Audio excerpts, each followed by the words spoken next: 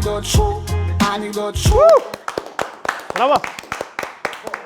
Тизер қалай екен? Өте мощный, күшті екен. 31 октябрьдан бастап шығады дей ма? Иә. Вообще қанай жұртқан. Именно қанайды күтіп отырмын. Өтірікті переді. Көрген жоқ ештеңе. Неше көрсетіп жатқан да жоқ негізі. Бізге шапалақ ұрды еді, ұрдық. Тамаша. Енді естеріңізге сала кетейік, 31 қазаннан бастап еліміздің барлық кинотеатрларында бұрын соңды болмаған комедия, осыдан кейін комедияны түсірмей-ақ қойыңдаршы. Кет, бәрін таста. Ғасыр комедиясы дейсіз. Ғасыр комедиясы. Комедияның ішіндегі комедия деген сөз осы кино үшін шығарылған жанр деп қабылдағайсыз. Қатты вызов болды. Күшті екен. Бүгінгі шығарылымның қонақтарымен таныс болыңыздар. Қазақстан Республикасына танымал эстрада жұлдызы Тұрар. Бүгін бізде қонақта Қазақстан Республикасына танымал блогер. Мен ба? Дәке З. Эстрада блогер. Эстрада. Қазақ эстрадасын бұл. Қазақстан Республикасында еңбек сіңірген блогер қайраткері. Блогерша, блогиня, блага, кешіріңіздер. Енді бүгін екі топқа уже бөлініп отырмыз. Қайрекең мен Дәке бір команда, Қанекең мен Тұрар бір команда. Қызылорда. Атырау деп сатылып кете беретін осы ғада ше. Өскеменде? Мы же Ускаманские. Ускамен тәлпіштері. Енді сәл ергіп командаға ат қоятынымыз бар. Кішкентай балдар құсап ше. Сіздер бұлай қалай? Біз енді Тұрар екеуміз командамыздың атын қоямыз. Біз ешкім түсемейміз. Біз ешкім түсемейміз. Маған ешкім ұнамайды. Өтірік сезім болған қаламаймын деп ұзақ ат қойып қойсаң. Еще соңында әннің авторын жазып қойсаң. Сөзінің авторын. Біз онда альтернатива болайық. Бізге бәрі ұнайды. Ақша болса ол, любоймен жата беремін. Жоқ, онда емес, әдемі бір... Андай балабақшадағыдай... Назғоңғыр. Или салтанат би ансамблі. Болмаса таңғы шық деп қояйық. Таңғы шық команда. Или сиырдың емшегін ұшы деп қояйық. Давай таңғы шық деп қойыңдар. Таңғы шық. Біз кешкі шықпыз. Біздің команданың аты Орда қырандары. Тек қыранмен кейді байланса ма? Орда қырандары және таңғы шық командасы. Кетті қал. Орда қырандары несі? Қызылординский бір ат қояқшы бұрадан. Қызылординка деп қояқ онда. Қызылординка деген күшті деп ойлаймын бірақ. Жоба жүргізушісі көрермендерден келген анекдоттарды оқиды, бірақ анекдоттың соңын айтпайды. Қатысушы әзілкештер анекдоттың соңын өздері қызықты қылып аяқтауы керек. Кімнің нұсқасы күлкілі, сол 50 мың теңге ұтып алады. Қызық болмаса, ақша анекдот жіберген көрерменімізге кетеді. Көшеде бір адам талып атады. Соған барлық енді іздеп отыр, айналасынан қалай көмектесерін білмейді. Дәрігер сөйтсе үрлеуге бір дәрігер өтіп барады екен. Былай тұрыңдар деп, ауа жетпей жатыр маған деп. Ана кеудесін бүйтіп басып тұрып пытыр еткізген ғой. Қабырғасын сындырып жіберген да. Ана халық бүйтіп қарап, "Аға, не істедіңіз?" десе, ана ағамыздың айтқан сөзі әзілдің соңы. Көшеде бір адам талып жатқан. Соны дәу кісі келіп бүйтіп дәрігермін деп, көмектесемін деп, артық қыламын деп тыртық қылып тұр ғой. Қабырғасын сындырып жіберіп тұр. Бүкіл халық тұр ғой, ана қара халықтың ештеңе жасыра алмайсың ғой. Я, бүйтсе, талып жатыр, мен көмектесем, ауа жетпей жатыр, ашыңдар. Деген ғой, артық қылам дегенді, артық қылам деп тыртық қылдым дегенді іспен көрсетейін деп едім ғой. Тыртық дегенді естіңдер ма десе. Ана бит істеп атады ғой. Тыртық деді ғой, көрдіңдер ма? Сол ғой десе. Ана бүйтіп істеп атады ғой, тықы түсінады ғой. Мен айтқан жоқпын ғой сендерге қандай врач екен, мен сынықшымын ғой десе. Мына жақ активный. Бүйтсе, қырық дегенде, бля деп, ауызы үріп, ана қайттан баклаж ұстап шығарып берсе. Жақсы.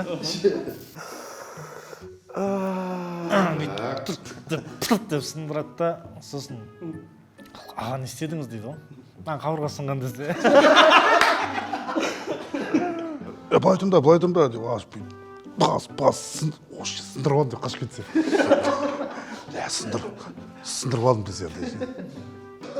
пақ басып барды бля анау сынып қалды ғой тағы басқа бар ма десе анау сынып қалды болмайды басқа бар ма десе сол жерде біреу талдырса сол жерде ұрып біреу талдырып тағы істесе Анау потолокта. көмектесем мен врачпен келіп бүйтіп істеп жатады ғой тығып тастады ғой ох бля больницаға апарыңдар десем нормально да Сен қысқарт болды. мен қояйын а Сен ойнайдым. бүйтеді да қабырғасы пыр ете алады ғой аға не істедің үш бас сындырып алғансың үш рет бас сындырып алғансың мақтанамын айжан. үш рет бас сындырып алғансың Мынандай ше. мақтанып қояды девушка тұр дейді Девушка. Қыз болушы. Мынандай ше бүйтіп бір рет басады, екі рет басады, үш рет басады, 40 ете қалады ғой. Дейді, аға не істедіңіз? Сендер де естіңдер ма дейді. бүйтсе сық қабырғасын сындырып алады ғой ай саусағым десе өтірік ай саусағым деп анау ше Саусағын сындырып алған ба? Еба! Болды. Мә, сен ағал. 50.000-ді бердім саған. бүйтіп ақшаны лақтырма Біраз талқылаған сияқтымыз, негізі өте күшті варианттар шықты. түп нұсқасы не дейді Түп нұсқасында сөйтіп ағамыз жаңа көмектесем деп артық қыламын деп тыртық қылып қабырғасын сындырып алды. Бүкіл халық қарап, аға не істедіңіз десе, ей мынауыңыз слабый екен ғой. 50.000 теңге Қанат Әлжапаров Тұрардың командасы. Әдемі. Ана Тұрардың да добивка салып кетіп отыр ғой, сендер де естіңдер ма деген. жоқ ол енді екеуміздікі болды Я білем ғой, соны айтып отырмын ғой. 3000 теңгесі. пішен ақша пішен Әшейінде сөйлей алмайтын тығып отқан қарасың. қазақша анекдот шоу Сонымен анекдот. Бір күні Кинг-Конг. В общем, еркектер мен әйелдердің бәрін тұтқынға алғанда, еркектерді бөлек, әйелдерді бөлек қамақ болған. Сөйтіп, мен қазір әйелдерді жиымда еркектерді зорлаймын деп өзінің планын айтып отқан ғой. Сөйтсе бір әйел бүйтіп, ағай, Кинг-Конг ағай, керісінше емес па, еркектерді жеп бізді зорласаңызшы десе, еркектер жақтан біреу бүйтіп басын көтеріп, бірдеңе айтқан, сол әзілдің соңы. сіздерде де бар нәрсе бізде де бар десе давай бүйтіп артқа құмар болса бүйтіп қарап бүйтіп Кинг-Конг бүйтіп қарап ана әйелге қарап айтады ғой сондай Әйел айтып тұр ғой, Кинг-Конг ағай, бізді зорлап Наоборот, емес алар па деп тұр. десеңізші одан да деген кезде еркектер жақтан біреу атып тұрып, ей деп бірдеңе қайтарған болып тұр ғой енді.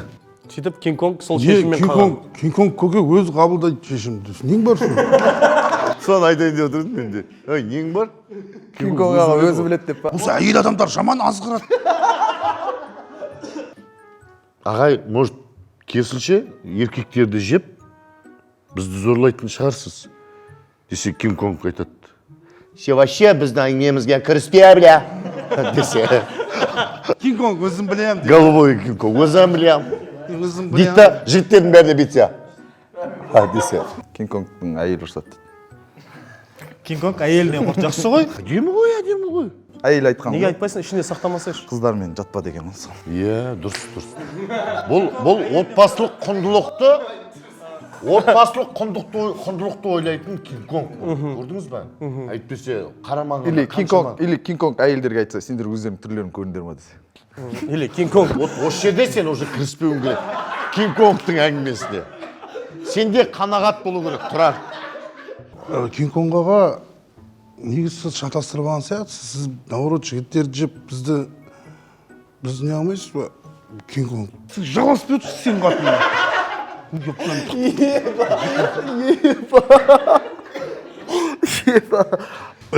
мен Кинг-Конгға негізі бізді не қылсаңызшы еркектерді наоборот жемейсіз ба бірақ еркектер зорласаң зорлай берші көрейік десе Кинг-Конгға керісінше емес па? Бізді нетіп еркектерді жемейсіз ба? Кинг-Конгға десе. Ладно, кешіріңіздер. ай мынау ұйқы басау Жоқ, мынандай бар. Типа әйел айтады ғой, типа сендер сіз шатасып тұрған жоқсыз ба? Негізі бізді зорлап бізді не істеп еркектер жеу керек емес па десе, Кинг-Конг айтса, қойшы сендер ар жақ жүрсіңдер десе. Қандайсыңдар дейді? Қандайсыңдар дейді? Арыз жаз жіберсең. Арыз жазып жібересің, иә? Әдемі ғой. Сен осыны уверенно айтсаң кіретін еді да. жоқ жақсы ғой ар жаз қойшы сендер ар жазып жібересіңдер дейді әдемі ғой Уверенно айтса. одан да сен- жеп қояйын или- жеп қойсам ар жаза алмай қаласыңдар ғой Иә. Или жоқ жазбаймыз аға біздің қолымыз жеп қойып барып не қылсаң түгел жаза алмай қаламыз ғой аға десем Самат О, дұрыс, дұрыс. Не істейін ағайын, түп нұсқасын оқиын ба? Жақсы, жақсы, нұсқасын дәбиптер оқиық. болды негізі, да? Бір күні Кинг-Конг еркектер мен әйелдердің барлығын жаңағы құлдыққа ұстап, бөлек-бөлек жатқызып қояды да. Сөйтіп айтады ғой, планын айтып отырды өзін. Қазір мен әйелдерді жеп, еркектерді зорлаймын деп. Сөйтсе әйелдердің арасынан біреу шығып, Кинг-Конг ағай, Кинг-Конг ағай, керісінше емес па, бізді зорлап аналарды жесеңізші десе, мына жақтан бір еркек атып тұрып, Кинг-Конг аға өзі біледі. Жағаласпа деген Қанекең негізі угадать етті. Браво. Және де қосымша жаңағы екі добивка бердіңіз ғой. қайсысы ұмытып қалам Қайсы бірін көп айтады. 50 мың теңге Қанат Әлжаппаров. жоқ қайсысы үшін Барлығы үшін. қалай сонда қайда добивкасын енді айтсыншы. Кинг-Конг ағай өзі біледі Ол енді ол сен анекдоттың добивкасын тауып мен алдың ғой. анекдотты білмеймін анекдотты Өзіңнің шығарған неңді қайсысы сол үшін? Жоқ, одан кейін бір болды сізде тағы. Иә. Арыз үшін Өзінің күшті негізі. неуверенно айтқан әзілдері. әйел рұқсат етпейді деген де бар екен. Қолын болады егер тұрар бастап мен аяқ жағында оны әңгіме или мен бастап тұрар добивать етсе ол уже екі адамның ақшасы су Я, бұл саналады жерде Тұрардың да бағанағы нұсқасы. Әйел ұрсат деген нұсқада жақсы да логически күшті да. Рахмет. қойшы әйелім ұрсады дейді әдемі барлығы бар ғой Көзілдірің тұманданбай бірдеңе ол. Бір біле айту керек па бұл жерде? Айт, тоқтама. қазақша анекдот шу Бұл енді бір өзге ұлттың шал мен кемпірі болса керек. Біздікілерден ондай шықпай ма? Иә, Қазаққа тән емес. бізге жат. Бір шал мен кемпір үйінде жаңа немерелері, бала шағасы бәрі кетіп қалады ғой. Сөйтіп бекеу өйтпейіп іштері пысып кеткен. Сөйтіп шал жаймен кемпірдің жағында баяғы жас кезді алып бір аунаспадық ба десе, кемпір қарап тұрып бірдеңе деген, осы әзілдің соңы. Кемпір не деген? Жас кезіңді еске алатындай да ештеңе істемедің ғой сол кезде. Қазір не істейін деп отырсың? Деген шығар. кем анау көрермендер Жас кезде еске алатын болсақ, ермекті шақырайықшы десе. Ермек та. Ол қайтты ғой десе, қашан десе, кемпір. Кемпір айтады ғой, аунасайық деп айтады ғой шал кемпіріне. Сөйтіп кемпір, қойшы ол 5 секундтың қай жерін еске аласың десе. жоқ жаңа қайрат соған ұқсайтын бірдеңе Жоқ, бітсе, ай кемпір, жас шақталып, бір аунаспадық па десе, қойшы, біреу бізді еске алып жатыр ма? Аунайық па? Бір аунап тұру ма? Өліп қойған ба негізі, еба. Ай, кемпір жасық шақты еске алайық та десе, ой, Кинг-Конг тақтында басын. Екеу ана қылдықтап. Саған 50 мың теңге алуға болмайды тұра. бір тұтқында болған ба екеуі Жоқ, Кемпірдің қолы жоқ па? арыз жаза алмай кемпір жастық шақты алып, еске алып бір аунаспадық па десе, жынысына мен сен екінші қаттың бұл десе. Жастық шағын көрмеген ба? мен 60 жасымда алдым ғой деймін ба Сонымен түп нұсқасын оқайын. Бір күн шал мен кемпір немерелер, бала шағасы бәрі кетіп қалғаннан кейін екеуі үйде жүріп ішіп кетсе керек. Сол атамыз айтқан ғой енді, әй кемпір, жастық шақты еске алып бір аунаспадық па деп. Сөйтсе апамыз қарап тұрып, ой, құр аунасу болса жылайын жоқ dedi. Көрермен жеңді ма или Қайрекең жеңді? Қайрекең жеңді деп ойлаймын. қайрекең жаңа екеуі де күшті Ермек? мен сен екінші әйелім дейтін сол ұнады маған 50 мың теңгені ала ғой, Ақбөкен. 50 мың теңге Қайрат Әділгерей, Дәке. Я думаю, да, мы выиграли. Ты достойно выиграл, Жан. қазақша анекдот шу Келесі анекдот жас отбасы туралы. Бір жас отбасында күйеуі ашуланып жүреді екен да. Соған әйелі түсінбеген ғой енді. Арман, сен неге ашулана бересің десе, Арман бірдеңеде жауап берген, осы әзілдің соңы. Арман, неге сен ашулана бересің? Бәрі бізді жас отбасы дейді. Жасымыз деген 40-қа келді. Шыбын. Арман неге ашулана бересің? Бірінші жүрген жігітің атын айта бермесін, атым Нұрбек десе.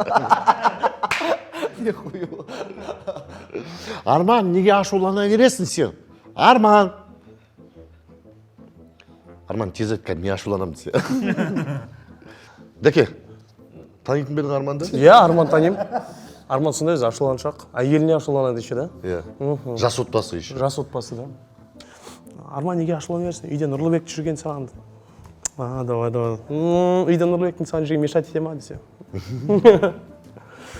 Ішімде сақтамаймын, айтам бәрін деп шештім.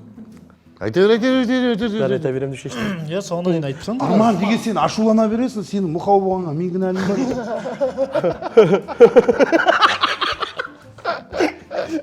Арман, сен неге ашулана бересің? Я, дейді ана. Арман, сен неге ашулана бересің? Я, театрды ашамыз десе.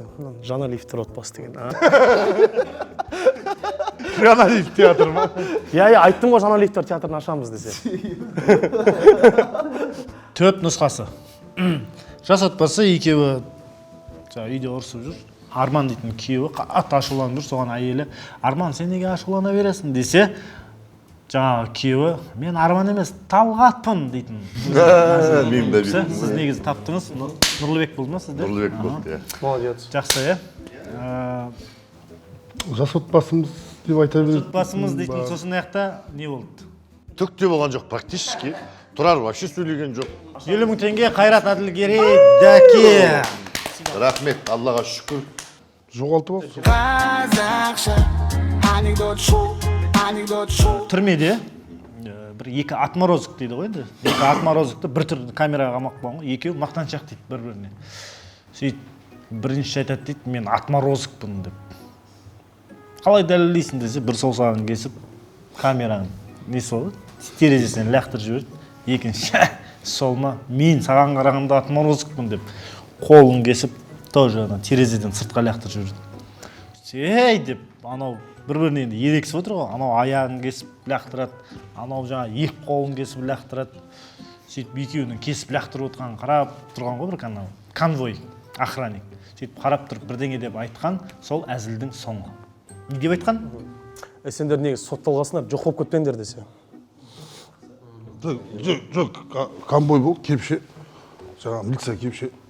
Брат, болды, таусылып қаласыңдар. Қазір таусылып қаласыңдар. Жоқ болып кетесіңдер. Жарыса бермеңдерші, қазір таусылып қаласыңдар деген, е? Жақсы. Жоқ болып кетесіңдер деген сияқты ғой. Андай ше, сендер жаймен қашып баратсыңдар ғой деймін. Мен сен өткен отморозок дейді, бүйтіп аяғымен шабады ғой, қасында екінші отморозок. Қайрат, не істеп жатсың сен? Кешірім сұраймын. Сен мен үшін маған берілген бір сынақ күн ол. Мен сен өткен ақмақпын деп қой. Бүйтіп саусағын кесіп деді ғой. Мен де сен өткен отморозокпын деп саусағын кесіп деді. Ол болма, мен қара дейді. Пақ қолын кесіп деді ғой. Да, братан, қалдым дейді ғой.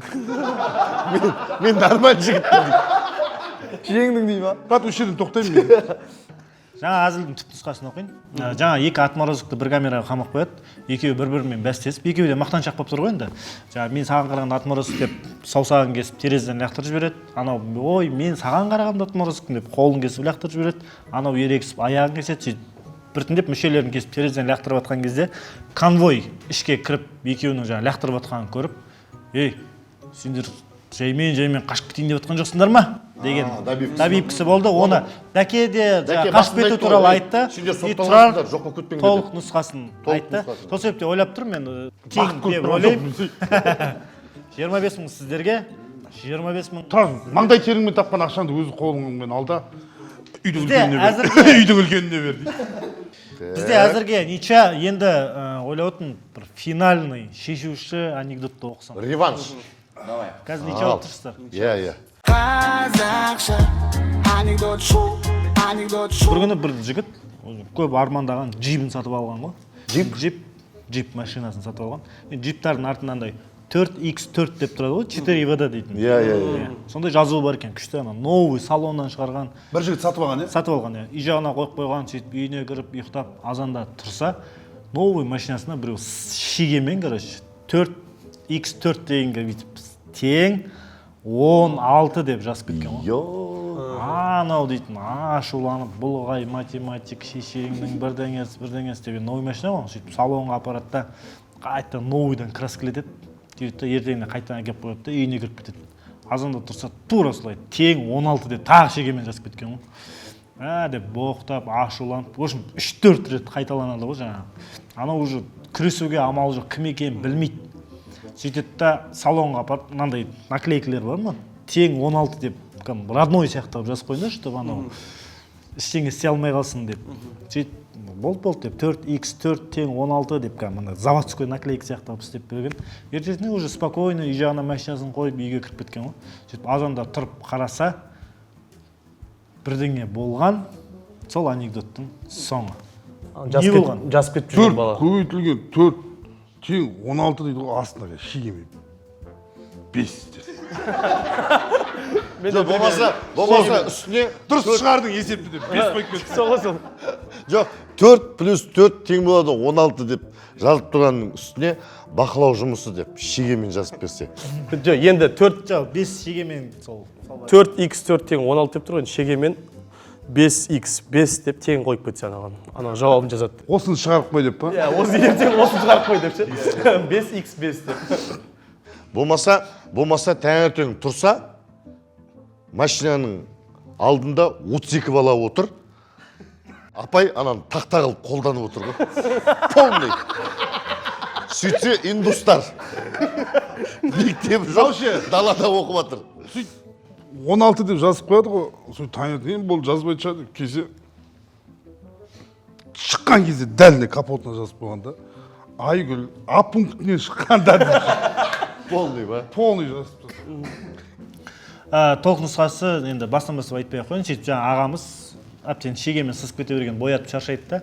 Сөйтіп 4 көбейту 4 тең 16 деп заводской наклейка қылып істетіп алып, енді ешкім жазбайтын шығар деп үй жағына алып қояды. Азанда тұрып қараса, шегемен дұрыс деп жазып кеткен екен деген. Енді бұл жерде 5 дегенге де ұқсайды. Сосын сіздің индус дейтін нұсқаңыз прям 50-де 50. Мен осы жалпы бағдарламаны тағы да 25-25-нан беріп, нича қылып аяқтағым келіп тұр. Достық жеңді ма? Достық жеңді. Таза әділ, мен ешкімге жақтасып отқан жоқпын. Енді бір жағынан көрермендер де ренжімесін, біздің әзіл-кештер біз тауып қойып жатыр. Сол себепті де құрметті көрермендер, ешкім білмейтін тізесі шықпаған анекдоттарды біздің WhatsApp нөмірге жіберсеңіздер. Сонымен 25 000 теңге Қайрат пен Дәкеге, 25 000 теңге Қанекең мен Тұрарға, екі жаққа достық жеңді. Өздеріңізге бір қошемет ұрып қойсаңыздар болады.